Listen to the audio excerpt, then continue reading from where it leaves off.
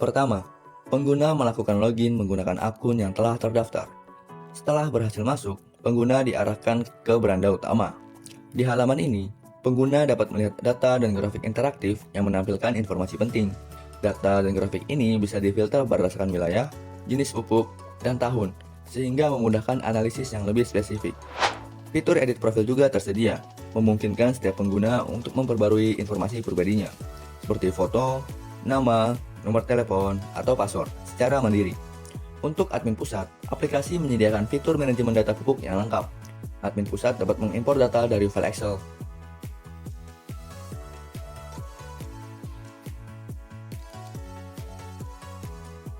menambahkan data distribusi baru,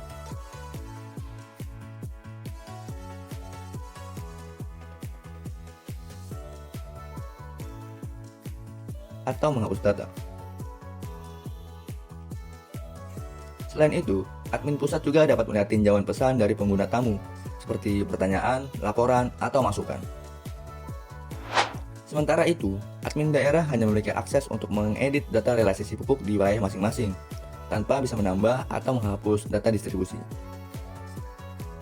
Dengan sistem otorisasi berbasis role ini, aplikasi mampu menjaga akses data tetap terkontrol, aman, dan sesuai dengan tanggung jawab masing-masing pengguna. Selain pengguna terdaftar, aplikasi ini juga menyediakan fitur yang dapat diakses oleh pengunjung tamu. Pengunjung dapat melihat peta interaktif yang menampilkan sebaran distribusi pupuk seluruh Indonesia berdasarkan jenis pupuk dan tahun. Mereka juga bisa mengakses grafik perbandingan antar dua provinsi.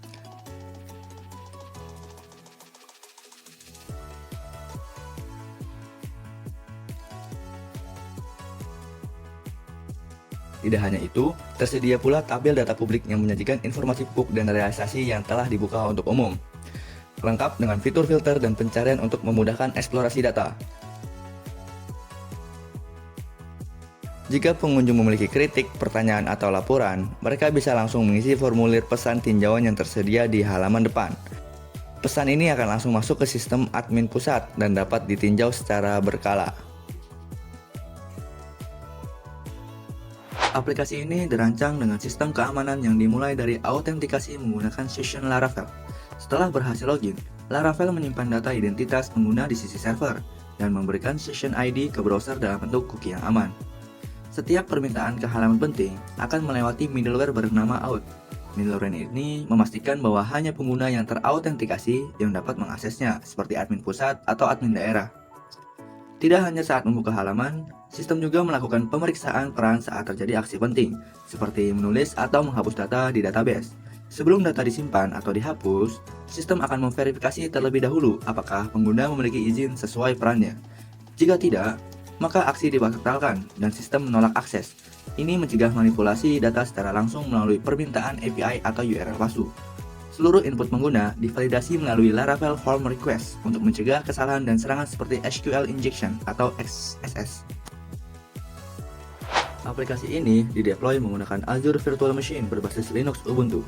Di dalam Virtual Machine, seluruh layanan aplikasi dijalankan dengan Docker Container untuk menjamin isolasi, portabilitas, dan kemudahan manajemen. Semua layanan dikelola dengan Docker Compose yang menyatukan konfigurasi setiap kontainer ke dalam satu berkas. Bisa dilihat layanan yang dijalankannya, yaitu Laravel sebagai web app, Nginx sebagai web server, Postgres sebagai database spasial, GeoServer sebagai penyajian data geospasial, dan Certbot untuk request dan perbarui sertifikasi SSL. Setelah kontainer aktif, Nginx dikonfigurasi untuk menerima permintaan dari port 80 dan 443, lalu meneruskan ke Laravel dan GeoServer sesuai kebutuhan. Untuk keamanan akses, aplikasi menggunakan protokol HTTPS. Sertifikat SSL diperoleh secara gratis menggunakan Certbot dari Let's Encrypt.